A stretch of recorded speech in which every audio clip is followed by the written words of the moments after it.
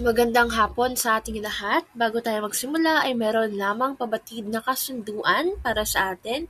Unang-una ang Data Privacy Act kung saan sa pakibahagi sa sesyo ito na i-record ang lahat ng makikita sa screen at mga tunog na nasasagap ng mikropono ng device. Pangalawa ang copyright kung saan ang karapatang-ari ng mga orihinal na material ay mananatili sa mga may akda o manilikha ng mga ito. At panghuli ang safety check.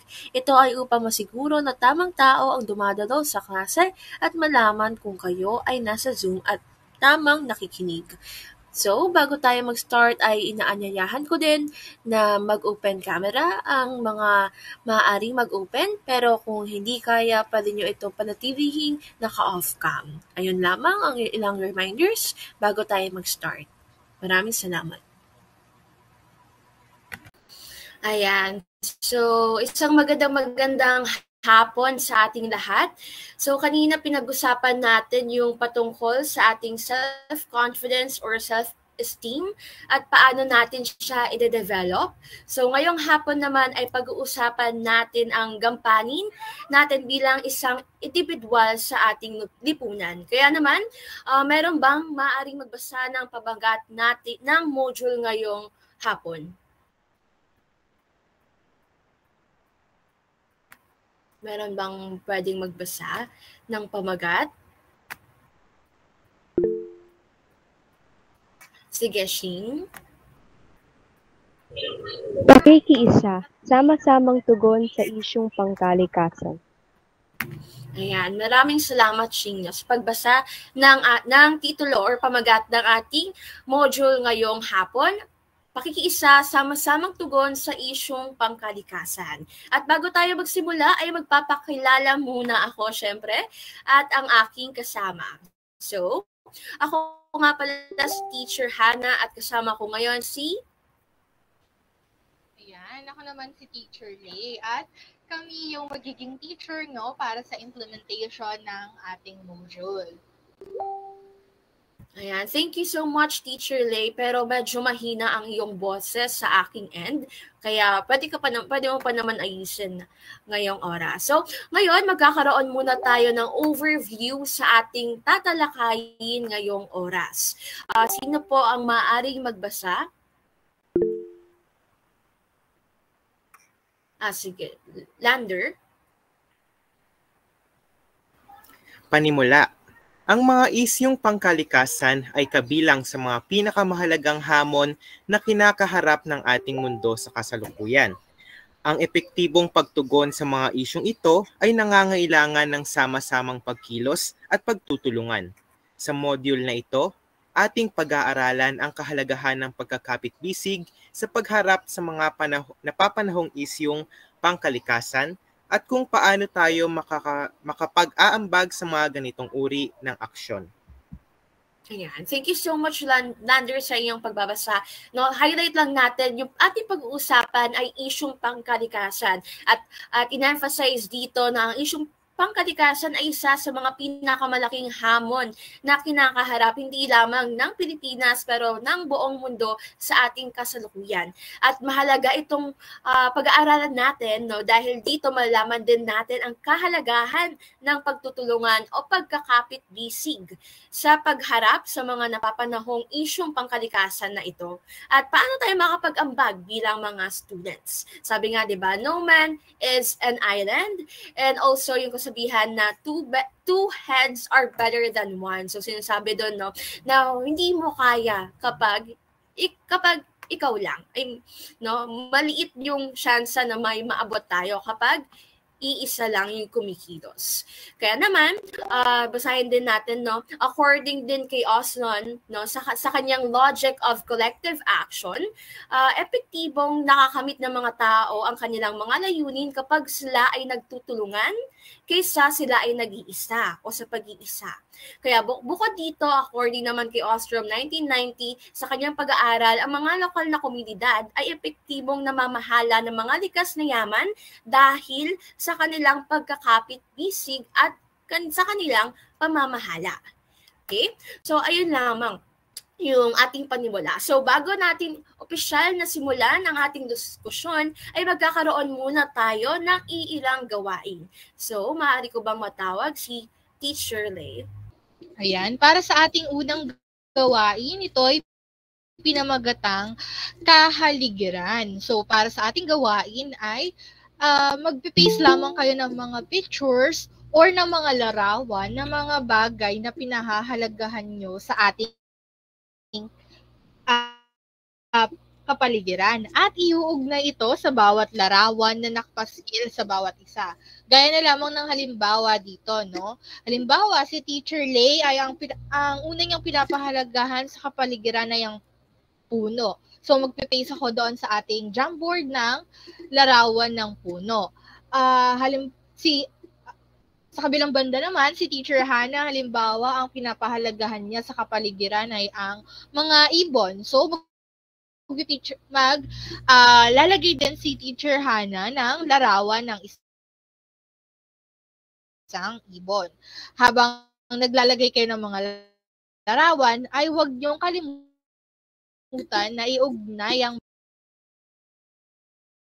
Okay, so medyo lag si Teacher Lay. Okay, so ulitin natin yung panuto, no, na sinasabi ni Teacher Lay. So ang ating unang gawain ngayong araw ay pinamagatang kahiligiran. Magbibigay tayo ng isang larawan dun sa Jamboard na binigay ko.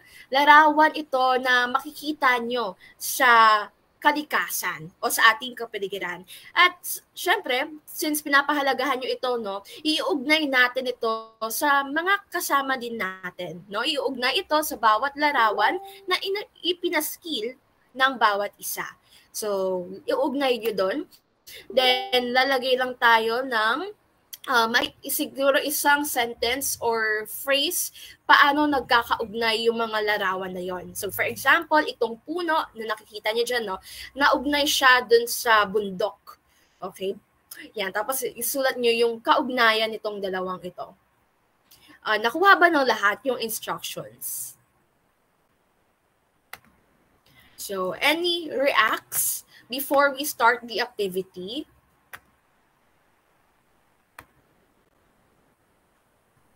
Okay, so sending ulit ako ng Jamboard, ng ating Jamboard.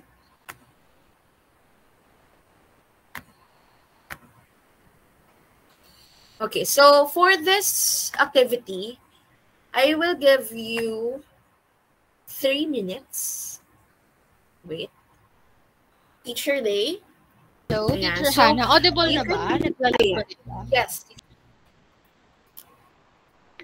Ayan, everyone, you can start pasting your pictures or yung mga bagay na pinapahalagahan nyo sa ating Jamboard at mag-start na tayo within 3 minutes. Thank you.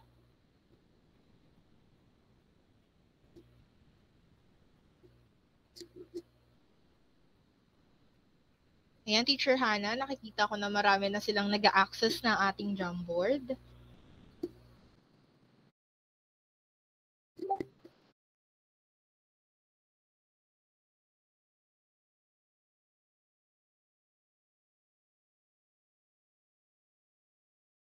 Ayan, as of now, nakikita na natin na meron ng 2 larawan na nasa ating Jamboard.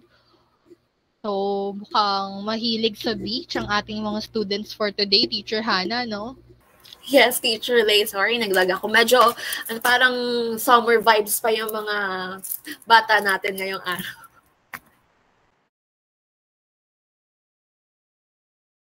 How about the others? Pwede kayong mag-search sa Google ng mga pictures na pinapahalagaan ninyo sa ating kapaligiran at i-paste nyo lamang dito sa ating Jamboard.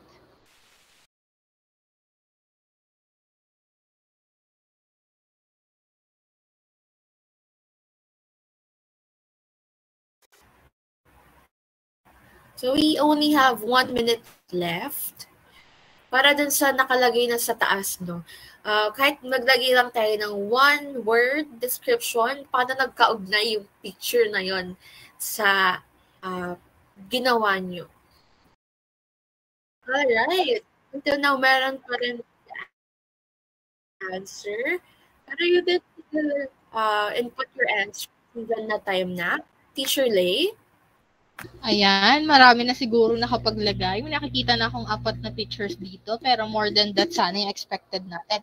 Pero ano kaya yung sa tingin yung kaugnayan ng mga bawat larawan? Bakit kaya natin sila pinag-ugnay-ugnay? Ano kaya yung mga nakikita niyong similarities na meron yung mga larawan na inyong nilagay? Meron bang gustong sumagot? Sa mga naglagay ng larawan, meron bang gustong sumagot? Ano kaya yung pagkakapare-pareho niya? Or ano kaya, bakit kaya sila nagkaroon ng ugnayan sa isa't isa? Yan. So far din na Teacher Lay, nakikita ko sa ating Jamboard is puro larawan ng dagat, no? And meron nagsagot doon na yung dagat daw ay merong corals. Okay, sino po ang nag-answer nito? Okay, so let's call on Shing. Sige, go ahead. Yung similarities po nilang lahat is yung corals and yung mga fish po ay nakatira po doon sila sa dagat. And also, similarities po nila na kailangan po natin sila lahat alagaan po. Alright, thank you so much din sa napakagandang sagot ni Shing, no? Yung similarities nila is talagang, no? Kasi yung pictures is nasa karagatan o nasa dagat. And mahalaga na alagaan natin itong mga yamang dagat na pinakita o iniligay ng bawat isa sa atin. Kung hindi man lahat, no, ng mga naglagay. Okay? So, right now, we will have our main next activity, okay, entitled Kalikasan Noon at Ngayon. So, dito, bibigyan nyo lamang ng pamagat ang larawan kasama ang inyong grupo. Bibigyan ito ng maikling description kung paano nagkaiba ang mga larawan. So, ayan, binigay na rin ni teacher yung inyong mga kagrupo. Sa unang grupo, narito si Gian, Garel, Trixie, and Jaire. Sa group 2 naman ay si Lander, Esther, Jasmine, at si... Ayan, so meron tayong ma-access na ganito dapat yung itsura niya. Sinend ko rin sa ating messenger, no? Ang title niyan ay Kalikasan Noon at Ngayon. Okay, so makikita nyo, okay, hindi pa ata na-present. Ayan. So, waiting lang tayo. Ayan. So, makikita niyo yung group 1. Nalagyan nyo lang ng, of course, pamagat. Hindi naman mahaba yung pamagat, no? And de-describe nyo kung hindi lang ito limitado sa 3, pero pwedeng 3 lang. Ayan. Kung ano yung napapansin nyo sa larawan. Paano din nagkaiba ang noon sa ngayon. Okay. At para dito sa gawain na ito ay bibigyan namin kayo ng 5 minuto. So, if meron questions, pwede niyong i-raise yung inyong hand, virtual hand. If wala na, you can start and we will give you 5 minutes. Yan. So, 5, 4, 3, 2, 1, and okay.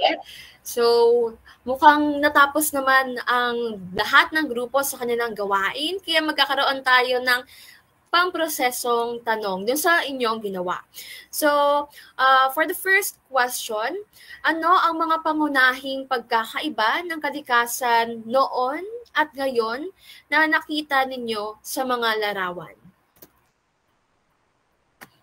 Based dun sa larawan siguro na ginawa ng inyong grupo. Ano yung pangunahing pagkakaiba doon sa kalikasan, doon sa larawan na inyong binigyan ng description? Okay, sige, tawagin natin si Jaira. Alright, meron din tayong mga sumasagot, no, sa ating chat box. Sige, Jaira. Nakikita ko po din sa larawan. Dati po malinis po yung kapaligiran at ngayon po punong-puno ng puno sa maraming basura. Ayan. No, si Jaira ay napunta sa group 1 at sabi niya according to sa picture na kanilang ginawa ay dati ay malinis, no? At ngayon no parang magulo na at saka punong-puno ng basura. Okay. Meron bang representative from group 2? Ano yung pinagkaiba ng larawan na nakita ninyo? Si Lander lang ba from group 2? Okay, tawagin natin si Lander kasi kanina pa sumasagot si Shane. Yan, hello po. So, base naman po sa aming ginawa ng ikalawang pangkat po, kung atin pong titignan yung larawan po na napunta sa amin, doon po sa bahaging itaas, yung kalakhan po nung lugar ay kung makikita po natin ay talagang punong-puno ng mga puno at yung kulay niya po is berde. Natanda na napapangalagaan pa ito kasi yun nga po, puno-puno pa siya ng mga puno. Habang dito naman po sa pangalawang larawan sa ilalim, makikita natin na yung dating puno ng puno ay napuno naman ng mga nagtataas ang gusali at parang kumupas na yung kulay berde bagkus na wala yung sigla niya at naging kulay punong-puno ng polusyon. Alright, thank you Lander din sa napakagandang sagot, no? Dito pinakita yung larawan, specifically ito yung larawan ng New York City. If familiar kayo, no? Kayo no sa bansang sa bansang Amerika, no? Ito ay from New York City, no? Noon ganito ka dami yung puno o yung green place, no, dan sa New York City. Ngunit over time ito ay napalitan ng matataas na building at sabi nga ng inyong kamag-aral, ngayon ay punong-puno ng pollution. So ayan yung para sa pangkat ikalawa at ito yung sa unang pangkat. So maraming salamat sa mga nag-share ng kanilang insights. At syempre hindi pa ako tapos. Unang tanong pa lamang yon. So sa aking ikalawang tanong, ayan. So nag-share ulit ako ng screen. Paano kaya nakakaapekto ang mga pagbabago, no? Yung mga pagbabago ito sa kalikasan sa ating komunidad.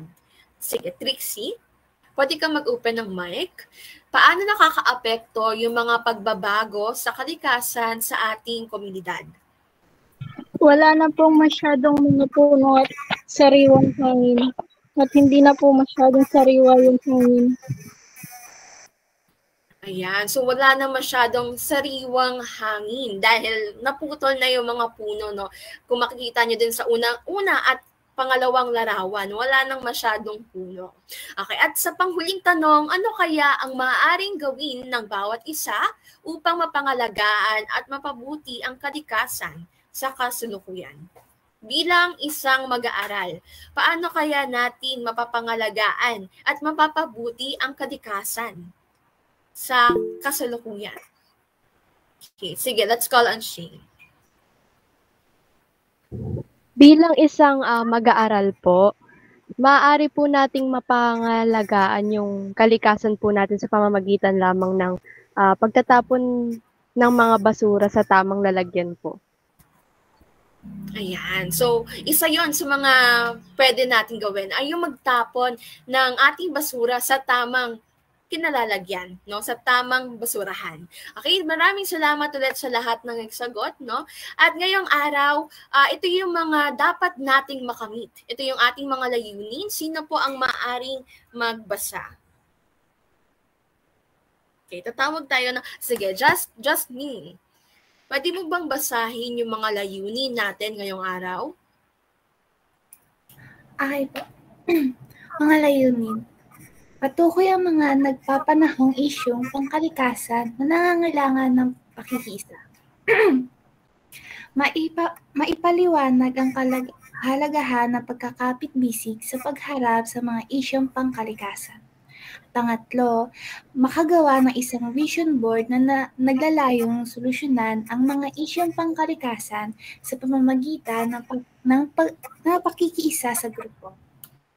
Maraming salamat, Jasmine, sa iyong pagbabasa.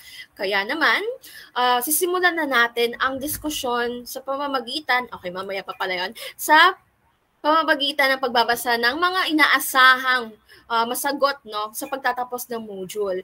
So dapat pagkatapos ng module na ito, alam nyo na yung sagot sa dalawang tanong. Una, ano-ano ang mga isyong pangkalikasan ang nangangailangan ng sama-samang pagtutulungan?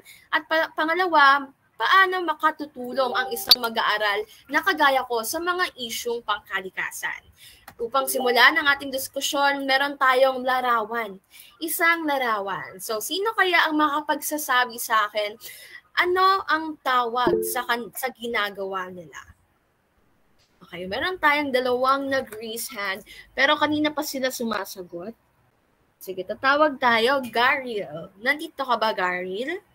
Ano kaya yung larawan? Ano kaya yung pinapatungkulan nitong larawan? Okay, if wala si Garil, sige, let's call on Lander. Sa aking tingin po, ang larawan na ito ay nagpapakita ng bayanihan. Tama, no?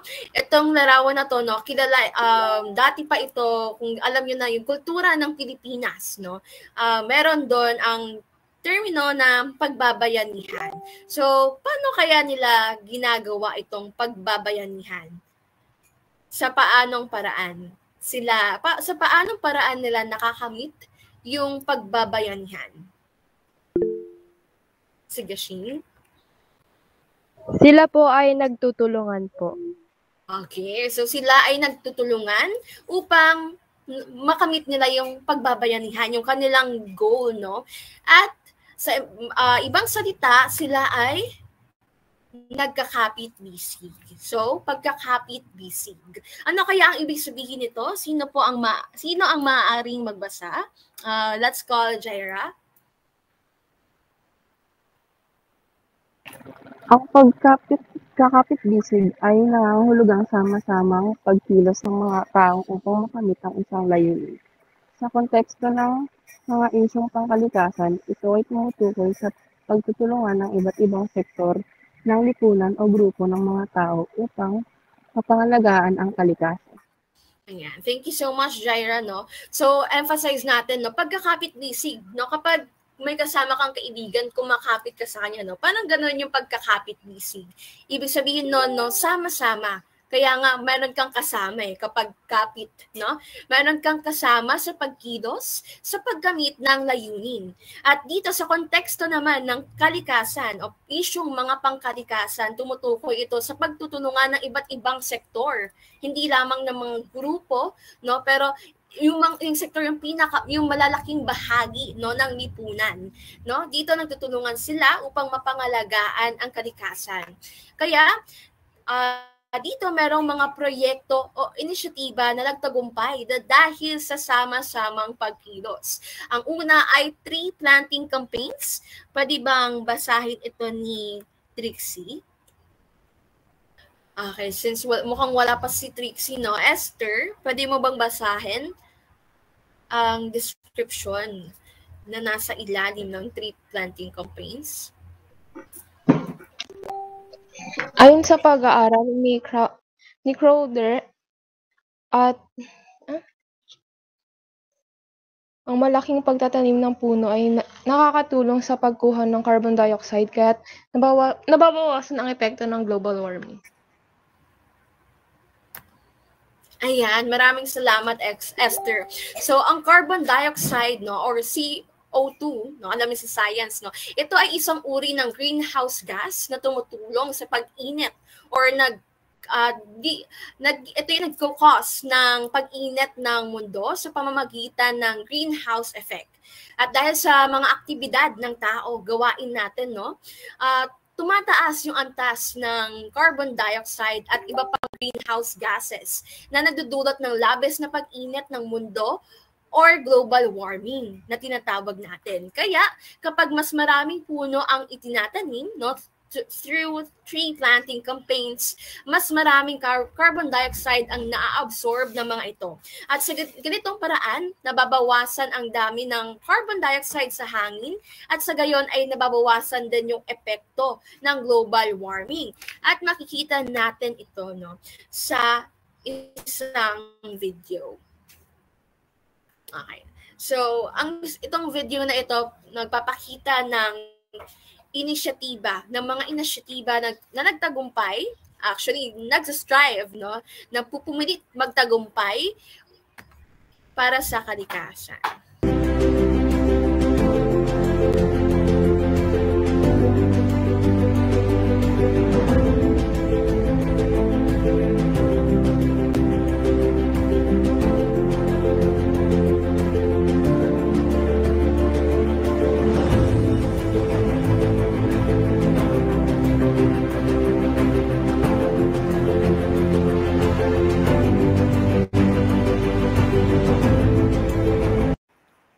So, yun yung una pa lang, no, sa mga inisyatiba na nagtagumpay at sabi ko nga, progressing, no. So, ang pangalawa naman, ang Coastal Cleanup Drive. So, ngayon ay bibilisan ko na lamang, no, kasi anong oras na. So, ako na lang magbabasa.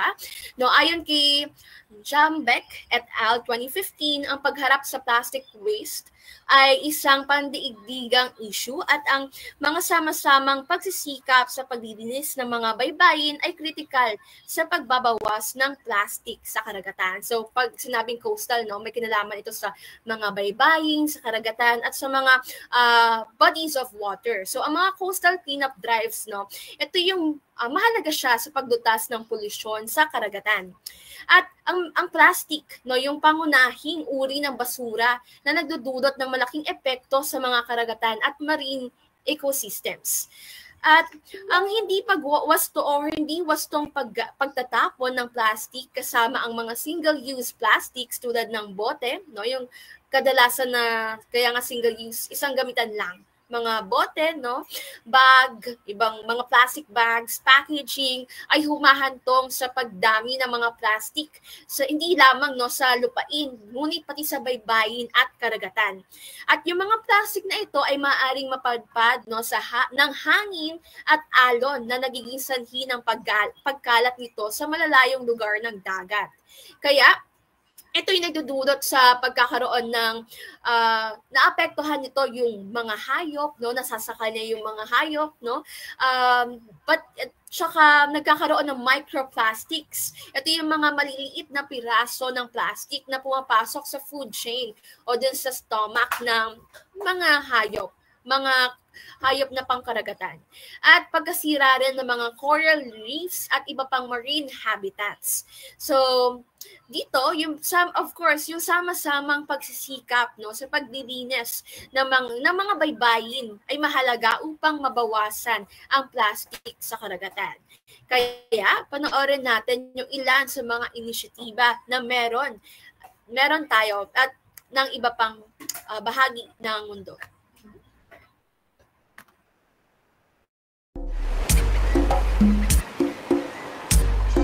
Even as the first day of autumn hovers over American shores, traces of summer linger. So every year at this time, nearly 500,000 people step forward to help, to volunteer in an international coastal cleanup, and the results can be staggering. In the last couple of years alone, an average of 8 million pounds of trash is collected worldwide.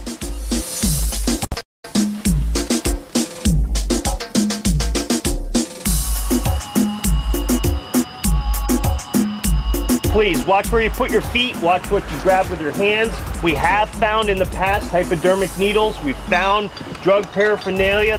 From California to New Jersey, and here along the banks of the Potomac River just outside Washington, D.C., people don protective gear and comb the coast for trash.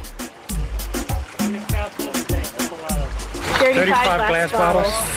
And I need an extra bag because this one's From cigarette butts to candy wrappers, every little item is recorded by the Ocean Conservancy, the sponsor of the cleanup since it started in 1986.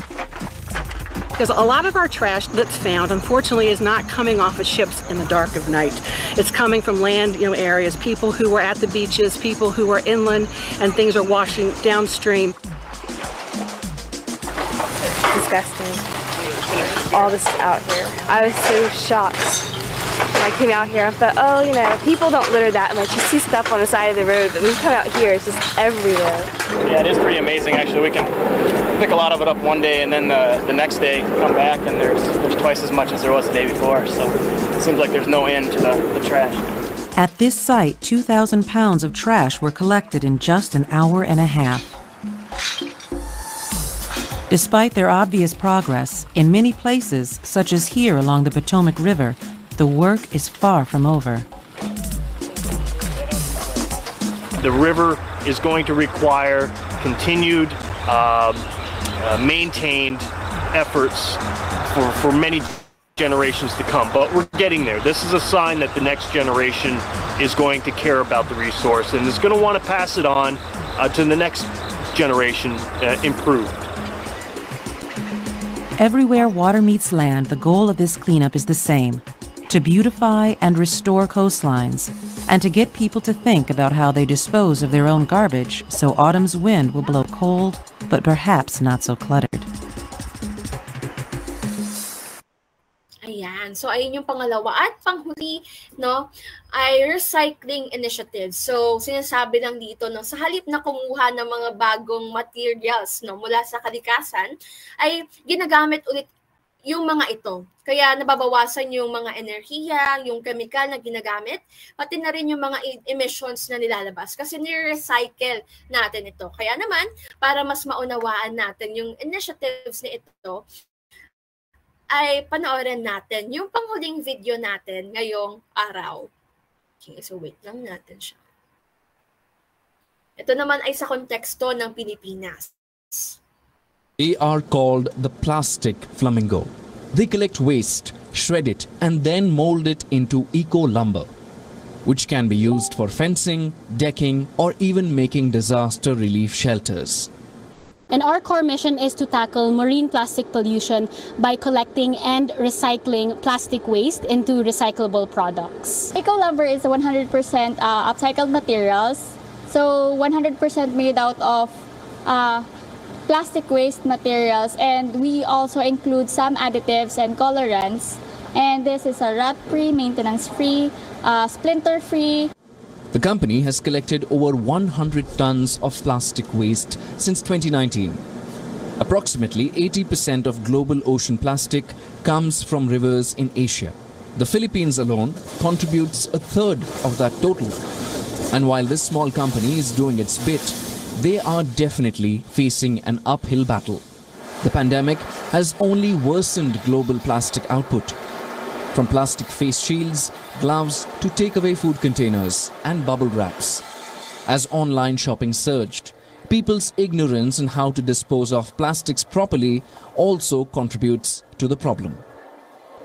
Bureau Report, WION, World is One. WION is now available in your country. Download the app now and get all the news on the move. Right. So ito yung panghuli recycling initiative. So balikan lamang natin yung mga proyekto o inisyatiba na nagtagumpay. Pero ngayon, dahil sa mga challenges na kinakaharap natin, no, sa ating kalikasan, ay patuloy itong nilalaban para pagtagumpayan. So ito yung tree planting campaigns, coastal cleanup drives, at recycling initiatives.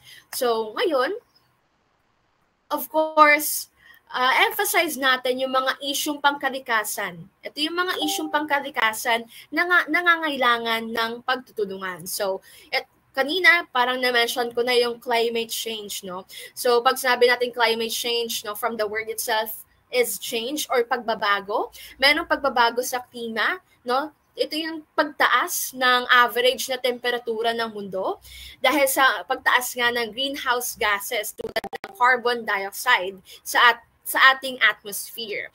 And ayon sa IPCC or International or Intergovernmental Panel on Climate Change, ang mga matinding panahon tulad ng heat waves, malakas na bagyo at matinding pagbaha ay nagiging mas madalas at mas malala dahil sa climate change. Kaya ngayon, kung napansin nyo at naranasan nyo rin, of course, yung matinding init, no? Nag-cancel ng classes. Parang first time lang ata nangyari yung ngayong school year, pag-cancel ng classes dahil sa tindi ng init ng panahon. At Pangalawa ay deforestation, no? Ito yung pagkalbo ng kagubatan. So ang deforestation naman ay yung malawakang pagputol ng mga puno sa kagubatan. At ito ay nagdudulot ng pagkawala ng tirahan ng mga hayop, no? Kasi doon sila nakatira. At ang pagkawala din ng mga kagubatan ay nagre-resulta sa pagbawas ng biodiversity at nagpapalala ng climate change dahil nababawasan ang mga puno, no, na kumukuha ng carbon dioxide na sinabi natin kanina. So, isa pa, ayon din sa Global Forest Watch, ang mundo ay nawalan ng humigit kumulang 10% ng kanyang kagubatan mula 2021 hanggang 2001 hanggang 2020. Katumbas ito ng 100 milyong hektarya, no? Grabe. At ang panghuli, no, alam niyo rin itong issue ito, pollution. No, kapag bumabiyahe kayo, no, talagang evident siya kasi yung baho, no, nagaling sa mga pampublikong transportasyon at even sa private transportation. So ang polusyon naman yung pagkakaroon ng mga nakakalasong chemical sa hangin, di lang siya sa hangin, no, bagkus pati sa tubig at lupa na nagdudulot ng panganib sa kalusugan ng tao at most especially sa ating kapaligiran. Ang mga pangunahing uri ng pollution ay yung air pollution, water pollution, at soil contamination na sinabi ko na rin kanina. At yung epekto nito ay maaaring magdulot nga ito ng sakit sa tao at pagkamatay ng mga hayop at yung pagkasira ng ating likas na yaman. And ayon sa World Health Organization, ang air pollution ay nagdulot ng humigit kumulang 7 milyong maagang pagkamatay bawat taon. At humigit kumulang 8 milyong tonelada ng plastic ang napupunta, no, sa bodies of water, sa karagatan bawat taon, ayon naman ito sa Ocean Conservancy. So, ngayon, alamin natin yung kahalagahan ng pakiisa sa mga isyong pangkalikasan. Sino ang maaaring magbasa? Okay, so let's call she.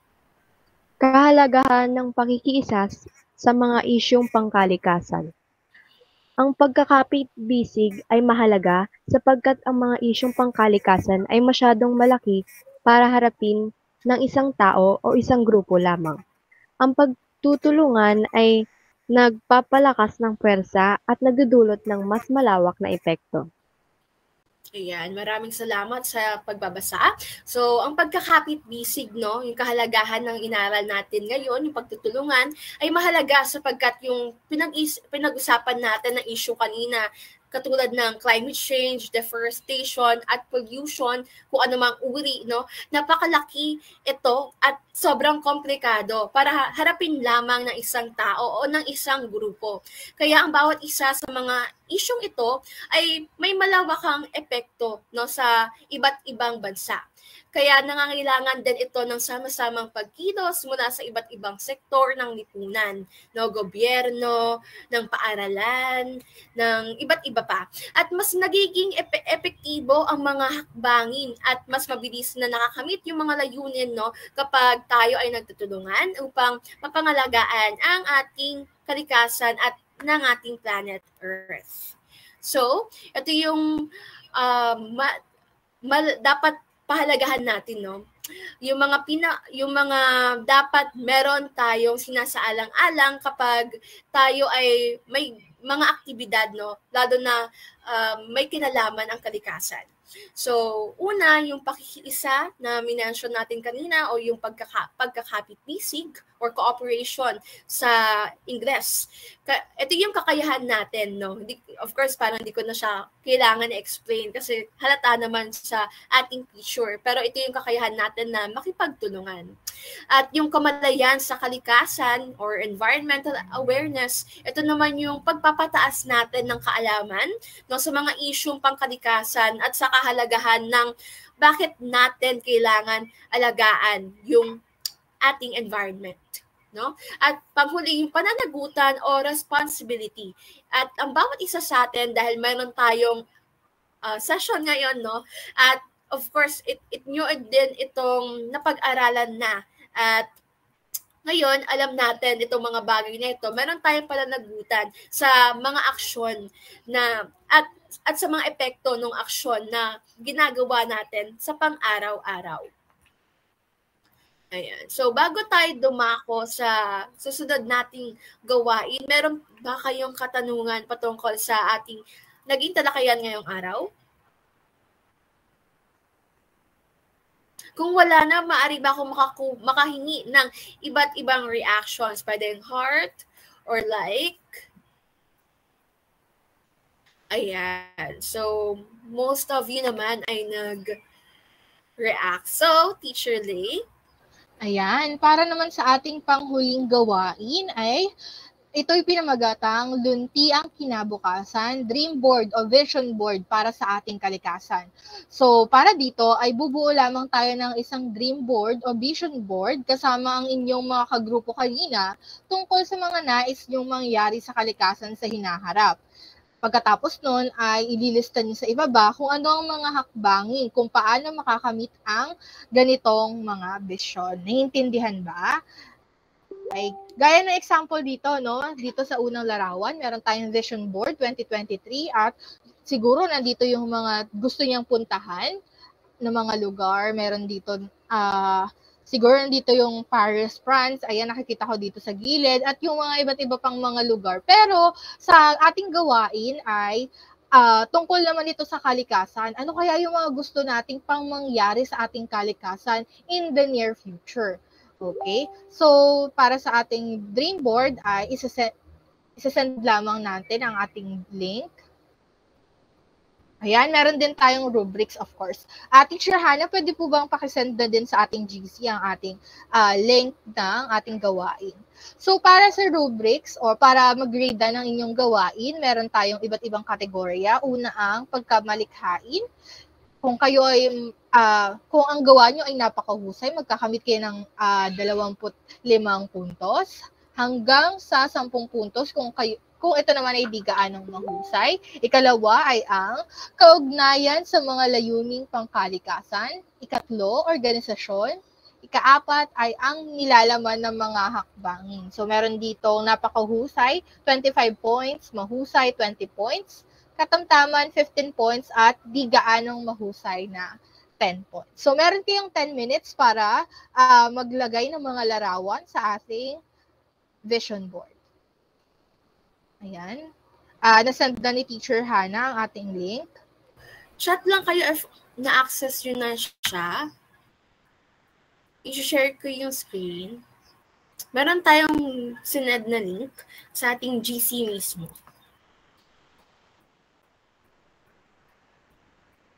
Okay, so wait ko yung mga iba din na makapunta sa ating link. So, Ayan. Teacher, most of them ay nasa link na, no? Okay, same groupings pa rin tayo ha. Pwede kayong kumuha sa Google ng mga pictures na gusto nyo mangyari or gusto nyo makita sa ating kalikasan sa hinaharap. And then after nun, maglalagay tayo ng mga iba't ibang paraan para makamit yung ating vision nito. Okay. Nakita na natin.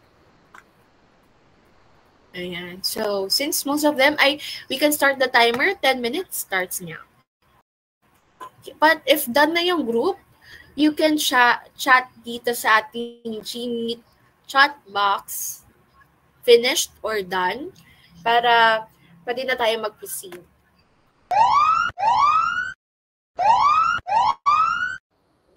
Okay, everyone, time's up. Para sa ating presentation ng gawain.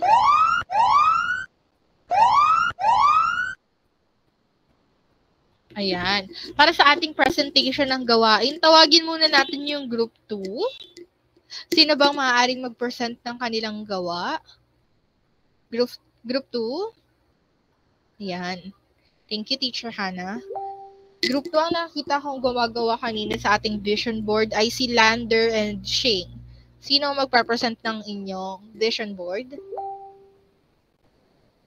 Lander, pwede bang ikaw na muna yung mag-present na ating vision board? Sige po. So, isang magandang hapon po sa ating lahat at narito po ang aming nabuong vision board ng ikalawang pangkat. Ayan, so bali naglagay po kami ng mga iba't ibang larawan na sa tingin namin ay ang mga makakatulong upang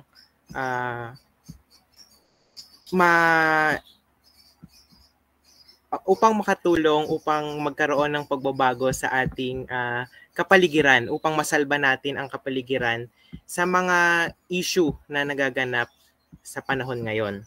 Ayan, so sa unang larawan po, mayroon po kami diyang inilagay na nagtatanim ng halaman. Meron din naman dito na nagkakaroon po ng isang coastal cleanup katulad ng tinalakay natin kanina. At narito din po ang Sustainable Development Goals ng United Nations. At naglagay din po kami ng iba't ibang element na aming nakita dito sa Canva. At sinamahan na rin namin ng isang quote mula kay Wendell Berry na nakalagay, "The earth is what we all have in common." Ayan, at para naman po sa mga paraan upang makamit ito, nilagay po ng aking mga kagrupo na una, huwag magtapon kung saan-saan. Ikalawa, makiisa sa mga gawain o organisasyon na makatutulong upang mapangalagaan ang kalikasan. Ikatlo, panatilihing maayos at malinis ang mga pinupuntahan na lugar. Ikaapat, huwag sirain o putulin ng mga puno't halaman. At ikalima, magtanim ng puno. So ayun lamang po, nawa ay nagustuhan ninyo ang aming nagawang vision board. Maraming salamat. Ayan, thank you Lander sa napakaganda niyong gawang vision board, no? How about yung group 1? Maaari ba nating makita ang gawa ng group 1? Ayan, sa group 1. Kanina nakita kong gumagawa si Garrel and then si Trixie. Sino maaaring mag-present ng inyong vision board? Si Garrel, hindi ko pa naririnig si Garrel. Garrel? Pwede mo bang i-present yung nagawa nyo? Ano yung mga larawan na inyong nilagay sa inyong vision board? Pwede mo bang i-present yung inyong gawa?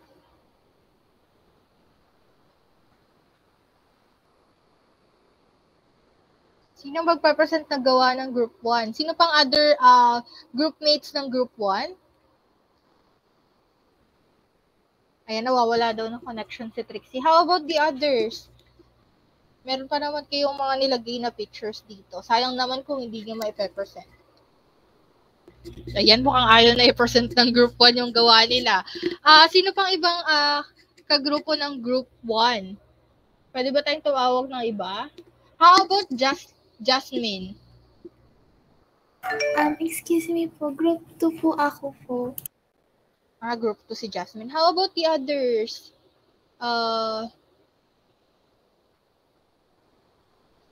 Si tawagin natin si Jaira. Ito ba si Jaira for group 1?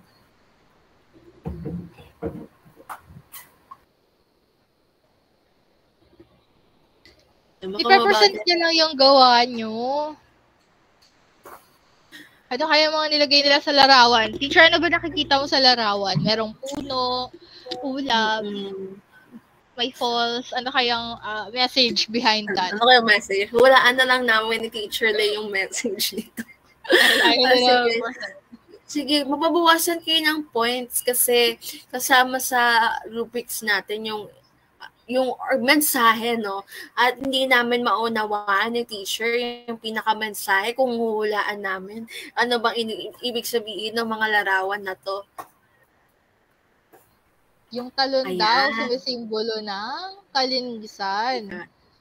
Ano kaya yung mga paraan na nilagay nila teacher? Una, maging responsable sa kapaligiran, makialam sa mga nangyayari, mag-voluntaryo sa paglilinis, mahalin natin ito upang mapalatili nating maayos at magkapit-bisig sa kapaligiran. So, ayan yung mga steps na nilagay nila. So, both groups are maganda naman yung gawa ng bawat grupo, no? And then, comprehensive din yung binigay nilang mga steps kung paano nga ba natin ma-attain yung ating vision board para sa kalikasan. So, ngayon naman, para sa ating pamprosesong tanong, teacher, bigyan natin sila ng ng virtual na masigabong palakpakan. Bigyan nyo ang bawat isa. Yes. Very good. Okay. Para sa ating pagdinilay, ano kaya yung natutunan nyo tungkol sa pagkakapit-bisig at ang kahalagahan nito sa pagharap ng mga isyong pangkalikasan? May maaari bang sumagot kung ano yung natutunan nyo tungkol sa pagkakapit-bisig? Yes, Lander?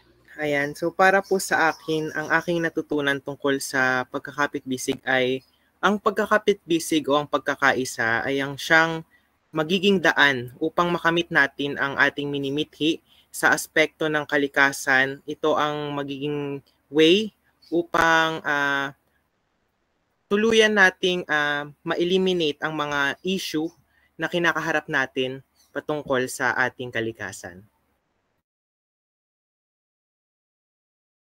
Ayan, thank you, Lander. Tama yung sinabi ni Lander, no, na yung katulad sa discussion kanina, isa yung pagkakapit-bisig na pwede nating gawin upang masolusyonan natin yung mga isyong pangkalikasan na kinakaharap natin ngayon. Lalo-lalo na sa mga pollution, sa climate change, at sa mga iba't iba pang isyong pangkalikasan, di ba? Naroon yung mga steps na pag naglilinis sila ng coastal drives, and then meron nagbobolontaryo na maglinis kung saan-saang parte ng ating bansa, no? So, yung pagkakapit-bisig ay talaga namang napakahalagang way para masolusyonan natin ito. And then, for question number 2, sa anong aspeto ng proyekto kaya yung pinaka-nagustuhan nyo at bakit?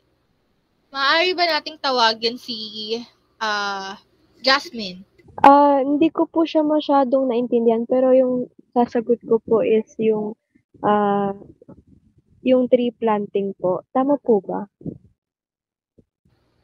Yes. Anong meron kaya sa tree planting? Bakit kaya ito yung nagustuhan mo? Nagustuhan ko po siya kasi sa pamamaraan po ng neto ay maibabalik po natin yung mga puno po na nasira dahil po dun sa mga illegal na pagputol ng mga puno po. Ayan, thank you, Shane. Tama, no, na dapat talaga namang nagtatanim tayo ng puno kasi 'di ba ginagamit natin yung mga puno, ginagamit natin para makabuo ng mga iba't ibang furnitures and such, kaya nagkakaroon din ng baha, no? So, dapat yung mga pinuputol nating puno, dapat meron din itong kapalit para magamit din ng mga tao sa mga hinaharap. And then, lastly, paano nyo kaya magagamit yung natutunan nyo mula sa module na ito sa hinaharap? Yes, Trixie? I-apply mo ito sa ating kapaligiran at gamitin mo ang kaalaman na ito upang ibahagi sa iba. Ayan, tama nga naman si Trixie, no, na wala talagang magagawa kung puro lang tayo salita dito sa mga isyong ito, no. Halimbawa, magsasabi lang tayo na kailangan ganito, ganyan, pero hindi naman natin ginagawa. So, dapat i-apply din natin kung ano yung natutunan natin ng mga dapat gawin para makatulong tayo sa pagresolba ng mga isyong ito sa hinaharap. So, thank you, Trixie. And then, ayon naman kay Esther, natutunan niya na dapat daw makapagtulungan sa kapwa para makamit natin yung pag-unlad. Tama. Dapat tayong makiisa sa ating kapwa para makamit natin yung pag-unlad na inaasahan natin para sa ating kalikasan. And then, lastly, para sa ating evaluasyon, ay maaari nyong iscan ang ating QR link. Ayan, iscan nyo lamang ang ating QR link para ma-evaluate nyo yung inyong sarili kung may natutunan ba kayo sa module, and then yung module, and then yung inyong mga kagrupo at inyong mga kamag-aral kung nakiisa ba sila sa inyong mga gawain. So, na-send na din ni Teacher Hannah yung ating link ng evaluation, and then sa evaluation na rin na ito, dito nyo makukuha yung mga certificate. So, dapat magsasagot ang bawat isa, ha? Ayan, evaluation para sa Module 2. Na-access nyo ba ang ating evaluation form? Ayan, ito yung makikita nyo sa ating evaluation form. Una, sasagutan ninyo ang inyong pangalan. And then, sariling evaluation kung paano kayo nakatulong, ano yung naging contribution nyo sa inyong mga kagrupo. Paano nyo inilipat ang inyong mga natutunan mula sa module sa inyong gawain sa grupo. And then, Anong aspeto ang inyong pagkatuto ang iyong pinaka-naintindihan at paano ito nakatulong sa iyong grupo? And anong pinakamahalagang natutunan mo mula sa iyong mga kasama sa grupo? At meron ding evaluation para sa iba. Lastly, sa paanong paraan mapapabuti ang iyong pakikilahok at contribution sa iyong grupo. And then, ito naman yung evaluation para sa iba. Aktibo ba yung iyong mga kasamahan sa talakayan at gawain? Ayan. Nakikita niyo ito sa ating Google Forms. So, ang bawat isa ay required magsagot para makatanggap ng ating certificate. And then, lastly, nandito din nyo, isasend out inyong GCash number para makuha nyo yung ating token of appreciation. Ayan. Thank you, everyone. Teacher Hannah, may gusto ka pa bang idagdag? Teacher Hannah, may gusto ka pa bang idagdag na sasabihin or reminders para sa kanila? Wait lang. Okay. Rinig ako, Teacher Lay. Yes, audible. Okay, thank you, Teacher Lay. Okay, so, itong evaluation form, mukhang hindi pa nakaka-access yung iba, no? Kasi mukhang sa university pa lang namin yung mga emails na tinatanggap, yung mga emails na galing sa university namin. So, i-edit namin ito, then this will serve as your assignment. So, meron kayong oras para sagutan ito. At ina-expect namin ito na mabalik ninyo siguro ng mga tomorrow 10 a.m. if possible. So, if meron kayong concerns with that, you can chat us. And also, if may concerns din kayo sa tanong, you may rely it as well to us. So, and lastly, nasabi naman ng teacher, doon nyo rin nilalagay yung inyong full name for your certificate and yung GCash number as well as yung pangalan ng GCash account na yun. So, for to end this session, no, let's all take action. And take action, no, hindi bukas, pero it's time now to take action. So, yun, maraming salamat sa ating lahat sa pakikalahok nyo simula kanina pang 1 p.m. at hanggang ngayong oras. Thank you sa oras na binigay nyo rin sa amin. Alam namin na busy na kayo. So, malaki yung pasasalamat namin sa bawat isa sa inyo.